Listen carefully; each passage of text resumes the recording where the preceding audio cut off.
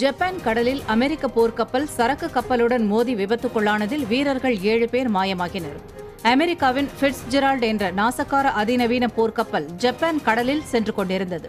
யோகோசுகா என்ற பகுதிக்கு தென்மேற்கே 56 nautical mile தொலைவில் போர்க்கப்பல் எதிரே வந்த சரக்கு கப்பலுடன் மோதியது.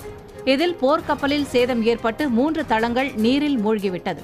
கப்பலின் கேப்டன் உட்பட 2 காயமடைந்து விட்டதாகவும் 7 பேர் மாயமாகிவிட்டதாகவும் ஜப்பான் கடற்படை அதிகாரிகள் தெரிவித்துள்ளனர். காயமடைந்துள்ள 2 ஹெலிகாப்டர் மூலம் மீட்கப்பட்டு மருத்துவமனைக்கு அனுப்பி வைக்கப்பட்டனர்.